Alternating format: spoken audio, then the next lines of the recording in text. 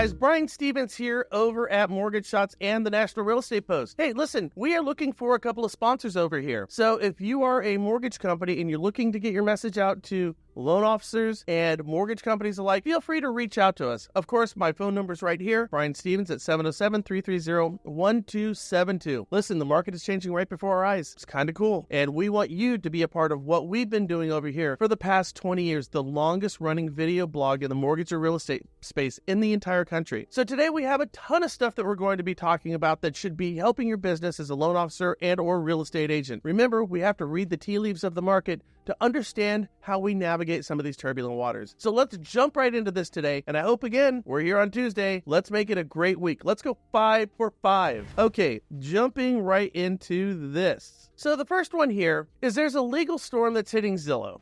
There's 4 major lawsuits that are going against Zillow. One, we have the FTC. Their suit alleges Zillow paid Redfin $100 million to suppress competition and rental advertising. Now, that doesn't sound like the best friend of people who want to buy homes or rent homes, does it? Class action lawsuit filed against Zillow over Flex referral program and hidden agent fees. The third one down there is CoStar sues Zillow for massive copyright infringement, seeking over $1 billion in damages. And of course, the last one is Compass filed an antitrust lawsuit against Zillow over Zillow ban on private listings. Here's the whole deal. Now, if you're a consumer watching this right now, or a real estate agent, doesn't really matter, or a lender, doesn't really matter, I want you to think about this. Zillow is a publicly traded company. Zillow, the CEO of Zillow, he has a fiduciary, which is a legal and moral obligation to the board, to the shareholders. In other words, they need to put the shareholders' needs and desires above their own. Now, the shareholders aren't going over there saying, hey, listen, I want you to be the most ethical nonprofit on the face of the planet. No, they are a for-profit company, and everybody who's invested in Zillow expects a maximum return on their investment, meaning the fiduciary for Zillow is to those shareholders to make them as much money as possible. Now, where is Zillow going to make their money? They're going to make it off the back of your clients, your buyers, your sellers, you renters. That's where they're making their money. And also from agents with their premier agent. Do you think that Zillow paid Redfin $100 million to suppress competition because they care about consumers? Frankly, that flies in the face of it. That's why when I see these type of ads from Zillow, I find this crazy. Here's what's going on with Zillow right now. 4 lawsuits that they're facing. Here's how they're portraying themselves. Don't be duped. If you're going to buy local, eat local, real estate local as well, because it will benefit you. Now, and I'll tell you this right now. The U.S. Supreme Court has declined to review an antitrust lawsuit against Zillow. Why is that? Zillow is the only real estate broker who was not named in that Missouri case. They were a real estate broker. See, here's what Zillow did. They used to work with a company called ListHub. ListHub was owned by Realtor.com. They were an aggregator of real estate listings. I know this because when I was working with and designing Listing Booster, we also had a ListHub account. We had the exact same feed as Zillow, and it cost thousands of dollars. Well, when Realtor.com was sold off to Rupert Murdoch and his friends, Zillow knew their days were numbered. And what they did is a massive pivot at that time. And they decided that they were going to become a real estate broker. And they got licenses in every state. They infiltrated every multiple listing system. And all of you multiple listing systems, just let them do it. What in the hell is wrong with you? They're your enemy. They're working against you. All right, moving on. Annual U.S. single family builds to rent deliveries. To rent deliveries. Brand new homes that are being built as rentals. Well, I told you a couple of days ago, and we brought it up again yesterday, that Lennar has had a 25% drop in their prices since 2022. All the gains they made in the previous year, they've had to get those back since 2022 across the board. And you might be in a pocket where property values are still going up. But if you look at the entire nation and all the builds out there, Lennar is now 25% down on the price they're charging for the properties that they're building. Why is this important? Well, they're not finding the profits that they need there. And so what this is really kind of symptomatic of a bigger problem, isn't it? They can't get people to buy these houses at these prices. Again, the market is set for rates in the 2s, and we're in rates in the 5s and 6s right now. So people simply cannot afford to buy these houses.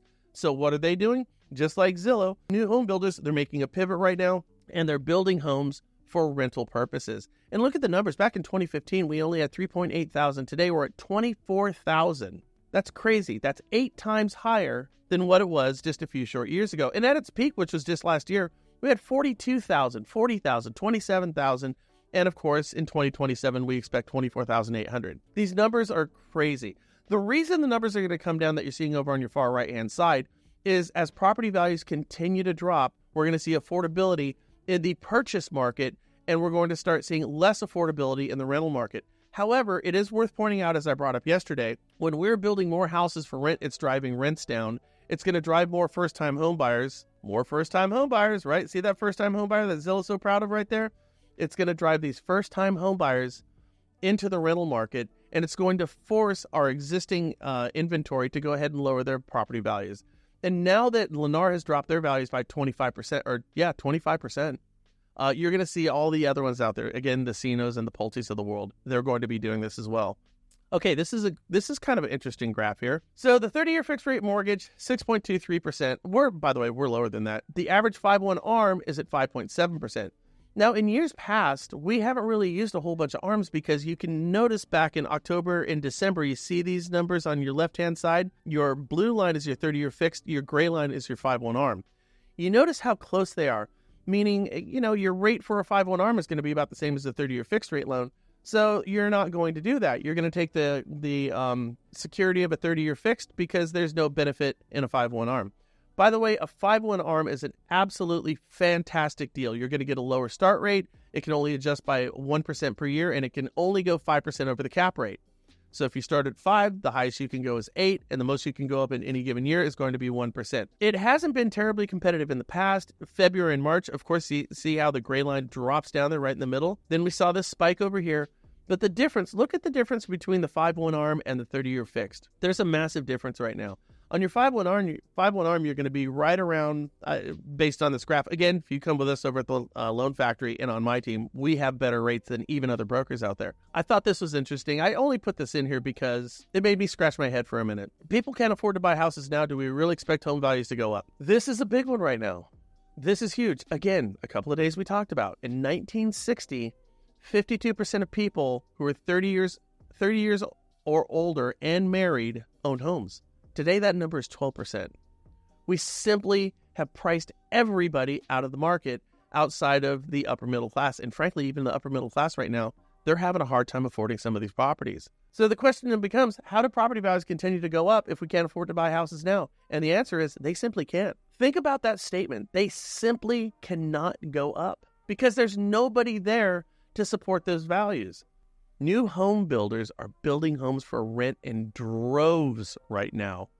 In droves right now. This graph you're looking at, guys, this reeks of desperation. And this is precisely the reason what the new home builders are doing and what we're seeing take place right now is exactly why this statement rings so incredibly true to me. Property values are coming down, guys, even more. I brought this up a couple of years ago that we were going to see a 25% haircut. Lo and behold, Lennar has done it. I'm telling you right now, we're going to see another 25%. Getting back to our builders, months of supply and unemployment. When unemployment goes down, our months of supply should also go down, as we see over here back in close to 1968. Okay, you see how it goes down to 4.8%? These drops kind of parallel each other. When they go up, these numbers should be kind of mirroring each other. They should be going in the same direction, not opposite directions. That's why look over here. We have 8.9 months of supply right now versus 4.2% unemployment. When we have low unemployment, we should have low months of inventory. That means people are working. People can buy houses. When unemployment goes up, months of supply should also go up, as we see back here in 2006, 7, and 8 during the Great Recession. We saw unemployment go up to 9.6. We saw months of supply go up to 10.7. These numbers should always be tracking each other. When they don't track each other, as they have pretty much since 1962 or 63, they pretty much track each other all along the way, except for what mark. By the way, even during the Great Recession, they were tracking each other. Our months of supply and our unemployment, they mirrored each other. But look at where we're at now. Look at this chasm. 8.9 months of supply, some of the highest amounts of supply that we've had in decades, and our unemployment is super low. This chasm right here tells you there is something dreadfully wrong with the real estate market. What is that dreadfully wrong issue that we're talking about? It's exactly what this whole show is about: affordability. People have jobs, they just can't buy homes. Which brings me back to the statement that I said before. If we can't afford houses now, with 4.2% unemployment and over 8 months supply, the highest we've seen in a long time, do we really expect values to go up? No. What's going to happen are these numbers are going to start to get more in line. Those months of supply, they should be coming down. As they come down, prices should be coming down. That's what's going to drive our months of supply down. Again, this is another indicator of the direction this market is going. Does that make sense to you? It is a veritable impossibility to sustain what we have going on right now in real estate. It is wildly, wildly out of whack. Something what we're seeing right now, if you're looking at this graph and we're going to compare unemployment versus a builder's months of supply, we haven't seen the market this out of whack since at least 1962. Because remember, here's an advertisement from Lennar. Investor-ready homes built by Lennar. Those massive numbers that we're seeing. And oh, by the way, what are they promoting at the top of this? This is Lennar's page. What are they promoting? They're promoting a 7.6 ARM. So remember, what we said yesterday is fail up. Go out there and take a chance on a marketing tool. Go out there, call your past database. Go knock on doors. Do what you need to do. Get outside of your comfort zone. Go ahead and fail and laugh at it. Don't let your failures hold you down. Use your failures as building blocks. And again, right now, over on the left-hand side, today's great quote: don't let a crackhead outwork you. In other words, you don't have the excuses to not succeed. So go out there and succeed. Today's going to be a great day. This is going to be a great week. And reach out to me if you want to talk to me about what's going on with my team. And of course, share, like, and put your comments down below and let me know what you're thinking. With that said, my friends, you all make it a wonderful day, and I cannot wait to talk to you soon. Bye.